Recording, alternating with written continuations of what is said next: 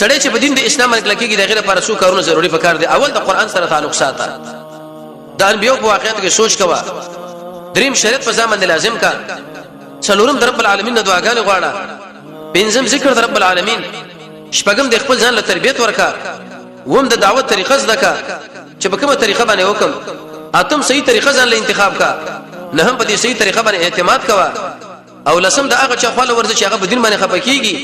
یو لسم هغه اسباب استعمالوي چې سلور باندې ثبات نصیب کیږي، دولسم د شوی چې مستقبل د اسلام دی، دیر لسم د باطل پر ها هو باندې دوکه کیږي چې يهود نصارا سره صغور پیښ نه دا به وخت پر ایسته بد الله ختم کی، او څوار لسم د الله په انعاماتو کې دنیوي او اخروی کې سوچ کوا،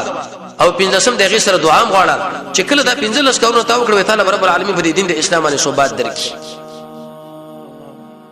احمد ابن حنبل فرمایي وماله سوچ را پرې وته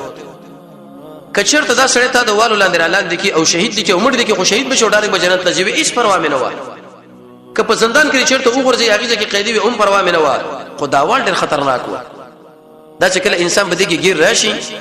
الله رب العزت موږ تاسو نه ظالمان کوي او نه مظلومانه. هغه انسانانو پښتنه وکړي چې اسلام د لپاره غوي قیدین شوی دي چې په کوم طریقو باندې هغه تعذيب شوی دي، په کوم طریقو باندې هغه ول شوی دي،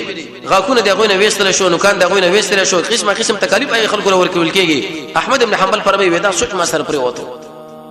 چې کېږي بچو و په دې وخت کې شړې ما فعال راغی وی ویل چې تاسو کې احمد ابن حنبل ما وشاو وزما یو وصیت و ما وی چې څه ته وای وی ګوره خپنش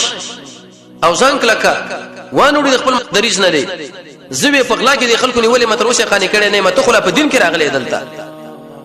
او کته چې مال وال راکې و انما الصوت صوتان بلکې اول کې دغه دوه دوری دي چې باندې باندې اولې به د ور سره بدن د چې میږي غوندي شي هیڅ اثر در باندې نه کوي. ته خو امام یو ته مشر سړی وکله چې دا خبره دې کښنه موارد رب العالمین په دې ځل کې نورم صبات را وسو نورم کلک شو. کله چې مسلمانان کمزوري دا هغه چا خپل نور چې په ټوله دنیا د يهودو نصارا حکومتونه دي او د دوی د ملګرو حکومتونه دي، اسلام نور ختم شو. اسلام نو په دنیا کې څوک نه یادي او که څوک یادي د بر نه به مشترک کیږي ولاندې به زده کیږي او دا دی هغه بلکې دا هغه سړي خپل ورزه چې هغه مسلمان دي تر څو پورې تعالی د څه وسیله درکې چې بالکل هغه مراد دی وچت.